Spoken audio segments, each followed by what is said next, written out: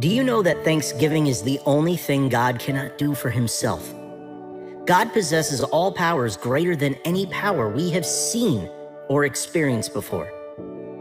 He is a God who dwells above everything and everyone else and beyond time as it is. In all this majesty and power, in all his creation and grandeur, God still cannot glorify in himself. He cannot praise himself. The glory of God comes from the thanksgiving of his creations. When God does something in your life and you go ahead to return the glory and the thanks to him, you have done that which he cannot do for himself. Have you considered what the Bible says about the creation of mankind in the Bible? Isaiah 43 verse 7 says, "Bring all who claim me as their God, for I have made them for my glory. It was I who created them." The reason for your existence is to glorify your Creator. Thanksgiving is the vehicle through which glory is conveyed. The glory of God is only carried to him on the premises of thanksgiving. When you do not thank God for his doings, you deprive him of his glory, which he has said he will never share with any man. When you deny God thanksgiving, you are inadvertently confirming to the heavens that whatever good thing has just happened to you was on the back of your own strength. You are basically dueling heaven for the glory of God. The only thing God is more jealous of, aside from his creations, which are I and you, is his glory. God is a jealous God when it comes to his children and his glory. The glory of God is for his own keeps.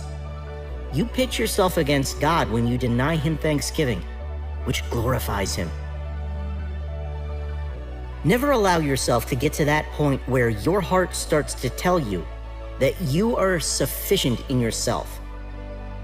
When you begin to think that your winning and survival are due to your calculations, you have decided to pit yourself against the power that sustains you.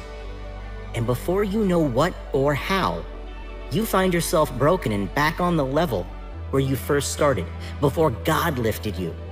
Many men have had to be reminded by God when they dared to take his glory. Why do you need to thank God every day? What happens when you thank God? Thanksgiving is a roller coaster in the spiritual realm. A chain of reactions is started in the spiritual realm when a man is engaged in thanksgiving. A thankful man lives a life of ease and unwarranted abundance. But what happens when you thank God?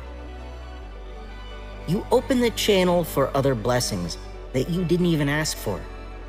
King Solomon woke up one morning and decided that it was time for him and the whole world of Israel to return and offer thanksgiving to God. He made a show of it, openly slaughtering 1,000 animals in thanks to God. In the book of 2 Chronicles 1, verse 6, Solomon went up to the bronze altar before the Lord in the tent of meeting and offered 1,000 burnt offerings in it. That night, God appeared to Solomon and said to him, "Ask for whatever you want me to give you." When Solomon performed that historic act before the bronze altar of God, he opened the channel for a blank check. God gave him the opportunity to handle all his affairs that night just because he thanked God.